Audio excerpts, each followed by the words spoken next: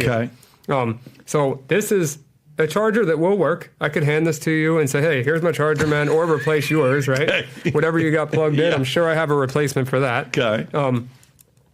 You bring this home, it could act like a charger forever, but as soon as this plugs in, inside of this tiny little plastic right here, inside of this is a Wi-Fi chip, a mini computer, and this thing emulates a keyboard and can type at 860 characters per second.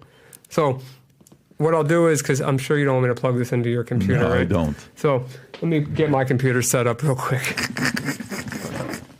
Did you say $20,000 for that? Well, so the NSA has a look up if you get it. Oh, it's still stuck on the scan, but definitely check back at that. But look up NSA OMG cable, and then you should see that's the actual cable itself. But if you scroll down to the bottom, you'll probably see where the NSA is selling their own version of it. Before my friend, there it is. I just found it. $20,000. Yep, I'm going to text it to you, Rob. Wow. Yeah, so MG was able to pull it off for a couple $100, which is unbelievable.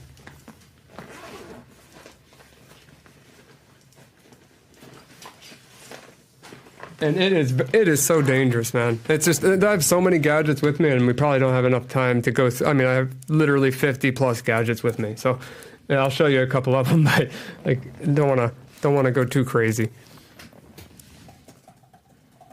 Yeah, that's a European site that you can buy it from. Yeah, right there. It says complete wireless pen testing, payload platform invisibly embed inside a cable. Originally a clandestine NSA tool costing over $20,000. Now available to everyone. $200. Yeah, there's a name for it too. I think it was, I can't remember the exact name the NSA was calling it, but you could see the actual government document with the cost for exactly the same thing. So now what does this do? So I'm going to show you what it does, but it can monitor your keystrokes. So you can put this in line in between your Are you kidding me? Yeah, you can put this in line in between your keyboard and your computer. I could put this in straight into your phone. I could put this, I can type keys, like I said, at 860 words per second. I can leave it there and come back later. This thing has its own Wi-Fi network that I connect to inside of this. And then if you were to, you can match this up to yours and see it's absolutely identical. 100% same thing. Yeah, so if you didn't have that little orange thing on there, you'd easily lose that. Wow. Yeah, wow. Is the one you have, is that the new design, or is that the... I couldn't even tell you. This is just... well, I just meant, is it the woven one, or this is that the one that's the Apple one. This is actual Apple. Okay, so let me show you the Apple one while my computer is booting. I don't know why it's not booted up yet. I have so many of them. He gave me a ton. Yeah, here, look at this one. That is not an Apple charger. This is the same thing as the other one? Yeah. Yeah. And so let's just say you give this to somebody you're spying on, okay? They put it to charge. You're now seeing who I'm texting, what I'm doing, videos I'm playing, everything I'm doing, you're seeing all of it. Not texting, because I can't, but on the computer, yes. Yeah, on the phone, I'm able to inject keystrokes into the phone. Let's say I want to install a virus on your Android or something. I could do that with that device, but I can't tell what you're typing. On your computer, I can tell what you're typing. So these things are wild. $200. Yeah, per cable. Who buys them? Who uses them? So they're intended for penetration testers like myself to do the right thing. But threat actors can buy them as well. All right, so let's get this thing.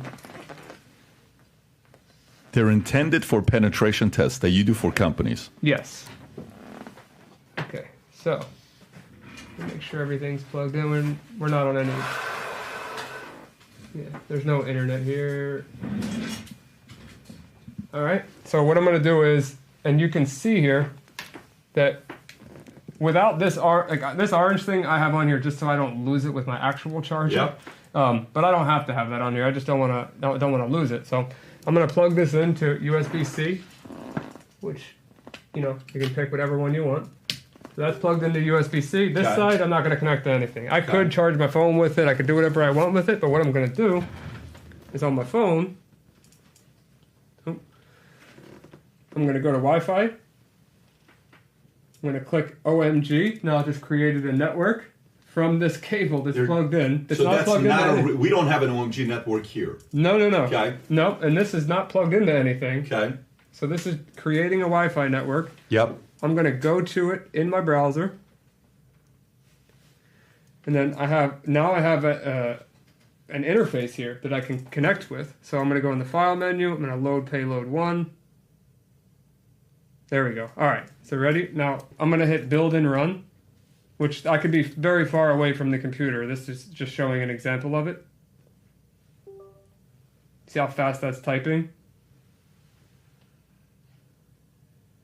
What's it doing? It's typing PBD Get outta podcast and here. 0 Day was here. Get out of So here. that could have been anything. That could have been a malicious command. That could have been a virus that it downloaded. That could have been anything that I wanted it to be. And I have now remote control over this cable that if I plug right into my phone, watch, plug it into my phone, Charges. charging. You would have no idea that this implant is in your house. Just because there's a Wi-Fi in here? And more. There's more in there. I'm just simplifying it. So this is like a small little computer. Yeah.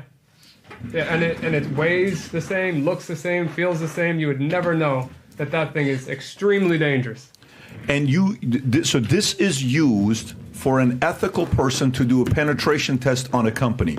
What does an unethical hacker do with that tool right there? An unethical hacker can use this tool to steal people's credentials, to monitor and to spy on people, to look through your webcam, to try to get access to your network, to your phone, they're going to do it for the criminals do bad things.